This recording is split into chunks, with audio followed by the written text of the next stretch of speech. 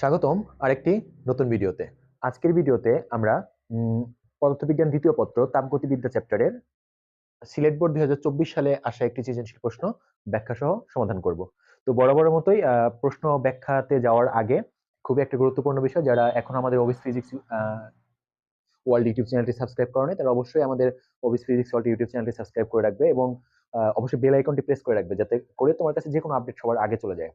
এবং যে কোনো প্রবলেম তোমরা কমেন্টে জানাতে পারো, ওই বিষয়ের উপরে আমরা ভিডিও দেওয়ার চেষ্টা করব। তো যাই হোক, কথা না বাড়াই, আমরা আজকে যে আমাদের প্রশ্নটা আমি বোর্ডে লিখে রাখছি সেটার সমাধানে চলে যাব। তো দেখো প্রশ্নটা এখানে লিখে রাখা হয়েছে। তো এখানে একটা চিত্র দেওয়া আছে। এখানে এই এক্স অক্ষ বরাবর নেওয়া হয়েছে আয়তন নেওয়া হয়েছে এবং ওয়াই অক্ষ বরাবর নেওয়া হয়েছে প্রেসার চাপ নেওয়া হয়েছে। এবং এখানে বলা হয়েছে, দেখো উপরের লেখচিত্রে 1 মোল n=1 মোল গ্যাসের জন্য পি বনাম ভি লেখচিত্র, অর্থাৎ চাপ বনাম আয়তন, ওয়াই অক্ষ বরাবর প্রেসার এবং এক্স অক্ষ বরাবর ভলিউম লেখের চক্রীয় প্রক্রিয়া। অর্থাৎ চক্রীয় প্রক্রিয়া মানে কি, এ থেকে স্টার্ট হয়ে বিতে, বি থেকে স্টার্ট হয়ে সিতে, আবার বি থেকে গেছে সিতে, সি থেকে আবার এতে চলে আসছে। একটা চক্রাকারে যেখান থেকে স্টার্ট করা হয়েছিল সেখানে চলে আসছে। এটা বুঝাইছে যে চক্রীয় প্রক্রিয়া দেখানো হয়েছে। এবং এখানে বলছে যে বি বিন্দুতে, এই যে এ বিন্দু থেকে যে বি বিন্দুতে গেল, এই বি বিন্দুতে উৎস হতে 200 জুল তাপ গৃহীত হয়। অর্থাৎ গ্যাসটাকে এ বিন্দু থেকে বি পজিশনে নিতে আমার এখানে তাপ গ্রহণ দিতে হয় তোমার সিস্টেমকে 200 জুল। অর্থাৎ এটা ডিকিউ এর ভ্যালু। যেহেতু আমরা জানি যে তাপ কতটুকু গ্রহণ করলো বা তাপ কতটুকু বর্জন করলো সেটা কার ভ্যালু, সেটা ডিকিউ এর ভ্যালু। তার মানে 200 হচ্ছে ডিকিউ এর ভ্যালু। আর এখানে 1 মোল গ্যাস দেয়া আছে, গ্যাসটা ওকে। সো এই হচ্ছে আমার ইনফরমেশন। আর এখানে প্রেসার দেওয়া আছে, দেখো এই বিন্দুতে আমার ভলিউম দেওয়া আছে 4, এটা এককটা দেওয়া আছে 4 মিটার কিউবে, 4 মিটার কিউব। এবং সি বিন্দুতে আয়তনটা বেড়ে হয়ে গেছে কত, দ্বিগুণ হয়ে গেছে, 8 মিটার কিউব হয়ে গেছে। আর এ বিন্দুতে প্রেসারটা আছে 10 অ্যাটমসফিয়ার, এ থেকে বিতে যখন গেছে তখন প্রেসার হয়ে গেছে 20 অ্যাটমসফিয়ার বা নিউটন, অ্যাটমসফিয়ার না sorry, newton per metre square বা প্যাসকেল। ওকে। সো এই হচ্ছে ইনফরমেশন। এখন আমরা প্রশ্ন কি বলছে দেখো, এখানে C A O A B পথে মোট, অর্থাৎ সি এ, এই যে সি থেকে এ তে আসা এবং এ থেকে এ বি বিতে যাওয়া, অর্থাৎ সি এ এবং A B, C A O A B পথে মোট কৃত কাজ কত, এটা আমাকে বের করতে বলছে। ওকে। এটা বের করার আগে আমি জাস্ট একটু বেসিক নিয়ে আলোচনা করি। আমরা জানি যে তাপগতি প্রক্রিয়া কিন্তু চারটি। একটা হচ্ছে সমষ্ণ প্রক্রিয়া, একটা হচ্ছে রুদ্ধচাপের প্রক্রিয়া, একটা হচ্ছে সমচাপ প্রক্রিয়া, সম আয়তন প্রক্রিয়া। এই চারটা প্রক্রিয়ার গ্রাফগুলো এক সম্পর্কে একটু আইডিয়া নাও, তাহলে তুমি বুঝতে পারবা। কারণ গ্রাফ দেখে যদি বুঝতে না পারো যে কোন গ্রাফটা কোন প্রক্রিয়ার গ্রাফ, সেটা না বুঝতে পারলে কিন্তু আমাদের ক্ষেত্রে যেটা হবে, আমি ওয়ার্কটা সহজে বের করতে পারবো না। কারণ এক একটা প্রক্রিয়ার ক্ষেত্রে ওয়ার্ক বের করার প্রসেসটা একটু ডিফারেন্ট। সো আমরা আগে যেটা করি, একটু গ্রাফটা দেখি। দেখো আমরা জানি যে সমচাপ, এই বরাবর যদি আমি ভলিউম নেই, এই বরাবর যদি আমি ভলিউম নেই এবং এই বরাবর যদি আমি প্রেসার নেই, তাহলে আমাদের সমচাপ প্রক্রিয়ার গ্রাফটা হয় এরকম, এক্স অক্ষের সমান্তরাল হবে।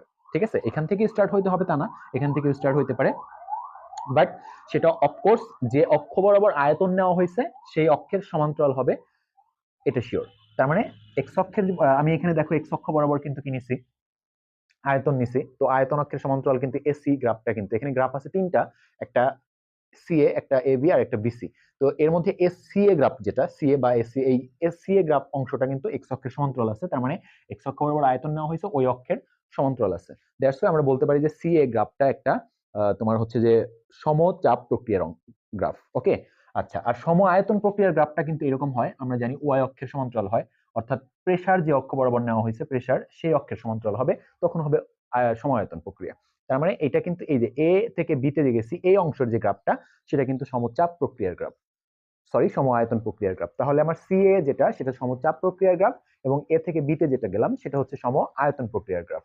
ওকে। আর বিসি যেটা, সেটা কোনো প্রক্রিয়ার মধ্যে পড়ে না। আসলে আমাদের চারটা যে জানা প্রক্রিয়া আছে সেটা নর্মাল। সো এটার ক্ষেত্রে আমরা কৃতকাজ, এখন আমরা দেখবো কোন ক্ষেত্রে কৃতকাজটা কেমনে বের করতে হয়। যদি সমচাপ প্রক্রিয়া হয়, সমচাপ প্রক্রিয়ার ক্ষেত্রে কিন্তু আমরা কৃতকাজ কি করি, সমচাপ প্রক্রিয়ার ক্ষেত্রে সেটা হচ্ছে তোমার হলো W আমরা পি ডিভি দেই, অর্থাৎ বা পি ইন্টু ভি2 মাইনাস ভি1, অর্থাৎ আয়তনের পরিবর্তন ইন্টু চাপ। সমচাপ প্রক্রিয়ার ক্ষেত্রে চাপ যেহেতু ফিক্স থাকে, আয়তনটা চেঞ্জ হয় এইরকম। আর সম আয়তন প্রক্রিয়ার ক্ষেত্রে দেখো, সম আয়তন প্রক্রিয়া, আয়তন প্রক্রিয়ার ক্ষেত্রে যে ওয়ার্কটা হবে সেটা হচ্ছে W, যেহেতু সম আয়তন, অর্থাৎ দেখো যে আমি পি ডিভি যদি নেই, এই আয়তন, সম আয়তন কথাটার মধ্যে মানে আমার নামের মধ্যেই কিন্তু ইয়েটা আছে, সম আয়তন। তার মানে আয়তনের কোনো চেঞ্জ এখানে হয় না। তো আয়তনের চেঞ্জ যদি না হয় সেটা জিরো, তার মানে এটা অ্যান্সার হবে জিরো। আর আরেকটা হচ্ছে সমষ্ণ প্রক্রিয়া। সমষ্ণ প্রক্রিয়ার ক্ষেত্রে কৃতকাজ আছে এরকম, সমষ্ণ প্রক্রিয়া, প্রক্রিয়ার ক্ষেত্রে ডাব্লিউ ইজ ইকুয়াল টু লেখা যায় যে nRT loan V2 by V1, অথবা এটাকে লেখা যায় nRT loan P1 by P2, এরকম লেখা যায়। আর রুদ্ধতাপীয় প্রক্রিয়ার ক্ষেত্রে কৃত কাজের যে সূত্রটা সেটা হচ্ছে এটা, দেখো আমি এখানে একটু লিখি, সেটা হচ্ছে W is equal to nR gamma minus 1 into T1 minus T2। এইটা হচ্ছে রুদ্ধতাপীয় প্রক্রিয়ার কৃত কাজ। সো এই হচ্ছে সমচাপ, সমায়তন, সমষ্ণ প্রক্রিয়া এবং রুদ্ধতাপীয় প্রক্রিয়ার কৃত কাজের সূত্র। সো এক একটা প্রসেসের ক্ষেত্রে কাজের সূত্রটা কিন্তু ডিফারেন্ট। সো আমাকে আগে গ্রাফ দেখে, এখানে যেহেতু কৃতকাজ সিএ এবং এবি পথে মোট কৃতকাজটা হিসাব করতে বলছে, দ্যাটস ওয়াই আমরা আগে বুঝে নিলাম যে সিএ এবং এবি এই যে দুইটা অংশ, দুইটা গ্রাফ, এই দুইটা গ্রাফ কোন প্রক্রিয়া মিন করতেছে সেটা আগে বুঝে নিলাম। তো আমরা অলরেডি বুঝে গেছি যে সিএ অংশটা এটা সমচাপ প্রক্রিয়ার গ্রাফ, আর এবি অংশ এটা সম আয়তন প্রক্রিয়ার গ্রাফ। সো সমচাপ প্রক্রিয়ায় আমরা জানি সম আয়তন প্রক্রিয়ায় কাজের সূত্র এইটা, কাজ হয় না, জিরো হয়। সবসময় সম আয়তন প্রক্রিয়ায় কাজ হবে না, বিকজ কি আয়তনের কোনো চেঞ্জ হয় না। সো গ্যাসের আয়তনের যদি চেঞ্জ না আসে তাহলে কখনোই কাজ হবে না, ঠিক আছে? সো সমায়তন প্রক্রিয়ার ক্ষেত্রে কাজ হবে না, কিন্তু সমচাপ প্রক্রিয়ার ক্ষেত্রে কাজ হবে। অর্থাৎ এই যে এবি অংশ, যেটা এবি অংশ কিন্তু এখানে সম আয়তন প্রক্রিয়া, আমি আগেই বলছি। সো এখানে কোনো ওয়ার্ক হবে না। কিন্তু সিএ যেটা, এটা কিন্তু সমচাপ প্রক্রিয়া, সো এখানে কিন্তু ওয়ার্ক হবে, এবং সেই ওয়ার্কটা কিন্তু আমার এই সূত্র দিয়ে বের করা যাবে। ওকে, সো যাই হোক, আমরা মোট ওয়ার্কটা বের করে ফেলি। দেখো তাহলে আমাদের গ নাম্বার প্রশ্ন, যেটা গ নাম্বার। সো আমি প্রথমে সিএ বা সিএ অংশে এখানে আমি একটু লিখি, অংশে সমচাপ প্রক্রিয়া সম্পন্ন হয়েছে। সুতরাং সিএ অংশে কৃত কাজ ডাব্লিউ সিএ ধরলাম, এখানে আমি ডাব্লিউ সিএ ধরলাম, মানে সি অংশে কৃত কাজ ইজ ইকুয়াল টু, যেহেতু সমচাপ প্রক্রিয়া, আমি কিছুক্ষণ আগে বলছি সমচাপ প্রক্রিয়ার সূত্র হচ্ছে P into V2 minus V1। So এখানে কিন্তু পি চাপটা কত আছে দেখো, এই টোটাল, এই যে এ বিন্দুতে চাপটা হচ্ছে 10, তাহলে টোটাল, যেহেতু এখানে সমচাপ প্রক্রিয়া, এই টোটাল জায়গা জুড়ে সিএ, এই টোটাল জায়গা জুড়েই কিন্তু চাপটা কত আছে, আমার 10 আছে। সো 10 আছে, আর V2 এর ভ্যালু হচ্ছে 8, আর V1 এর ভ্যালু হচ্ছে তোমার হলো কত, যেহেতু আমার সংকোচন হয়েছে এই দিকে আসছে, V2 কিন্তু 4, সরি হ্যাঁ V2 কিন্তু 4, মানে আসছে কোত্থেকে, 8 থেকে A তে আসছে। তো এই প্রাথমিক অবস্থানটা হচ্ছে সি। সো সি তে তোমার ইয়া ছিল হচ্ছে, এটা হচ্ছে V1, এটা হচ্ছে V1, এটা 8, আর এই আসছে কই ফাইনালি এতে। সো যেহেতু অ্যারোটা খেয়াল করো, অ্যারোটা এইদিকে, অনেকে বুঝতে নাও পারো যে অ্যারোটা হচ্ছে এইদিকে, তার মানে প্রাথমিক অবস্থান হচ্ছে সি আর ফাইনাল অবস্থান হচ্ছে এ। সো সি তে আমার আয়তন হচ্ছে V1, এটা V1, এটা 8 V1, আর আসছে কই এতে, এটা আয়তন হচ্ছে 4, তার মানে এটা V2, তার মানে V2 হচ্ছে 4 মাইনাস 8। তো এটা কত হবে দেখো, 10 ইন্টু মাইনাস 8, 4 হয় এখানে, তো মাইনাস কত হবে, 40 জুল। এটা হচ্ছে আমাদের ওয়ার্ক এখানে। ওকে, সো আমার সিএ অংশে আমার কিন্তু কৃতকাজ পেয়ে গেলাম। এখন এ থেকে বি অংশে যে কৃতকাজটা সেটা বের করবো আবার। সো আমি এবি অংশে সম আয়তন প্রক্রিয়া সম্পন্ন হয়েছে। সুতরাং এবি অংশে কৃত কাজ W AB is equal to, আমরা জানি পি ইন্টু ডিভি যদি হয়, তো এখানে তো আয়তন, সমচাপ প্রক্রিয়া আয়তনের ইয়া থাকে না, সো এটা আয়তন ডিভিটা কত হয়ে যাবে, 0 হয়ে যাবে। তো এখানে পি ইন্টু তোমার হচ্ছে যে 0, তার মানে কি টোটাল 0। তো আমি যদি মোট ওয়ার্ক বলি, তার মানে মোট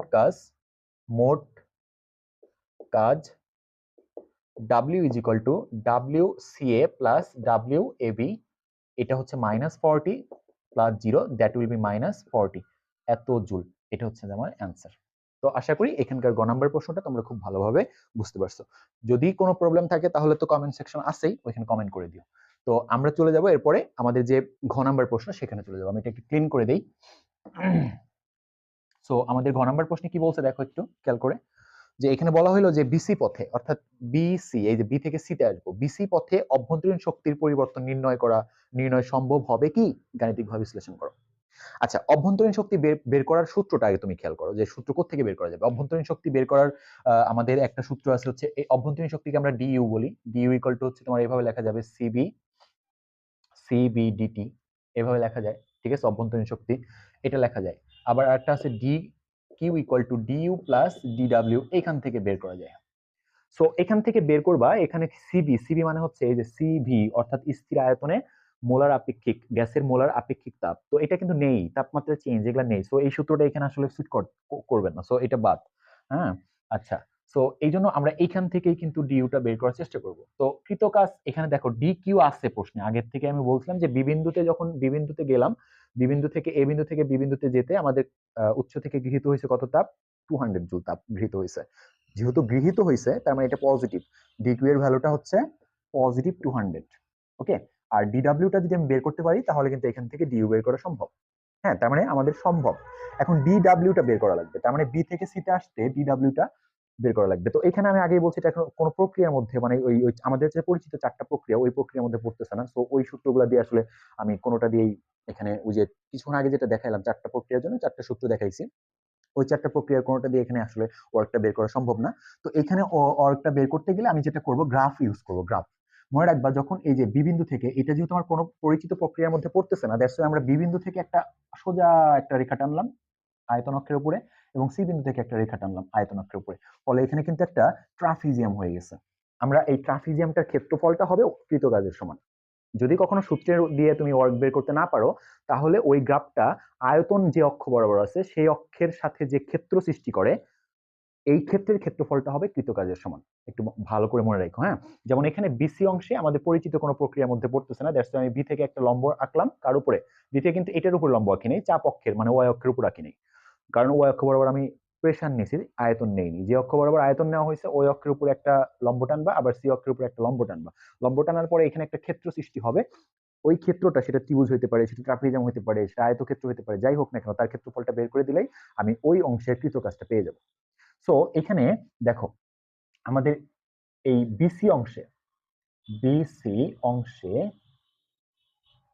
কৃতকাজ, বিসি অংশে কৃতকাজ ইজ ইকুয়াল টু, দেখো যে আমি এখানে একটা নাম দিতে পারি, তুমি চাইলে এখানে একটা নাম দিতে পারো, এই যে এখানে একটা নাম দাও সি, এখানে দাও হচ্ছে তোমার হলো ধরো ই, এফ একটা নাম দিতে পারো, একটু চিত্র এঁকে দিতে পারো সাইডে, এখানে চিত্রটা এঁকে দিবা, যে এঁকে দিলে তাহলে কি হবে, এখানে দেখো যে বি সি ই এফ ট্রাফিজিয়ামের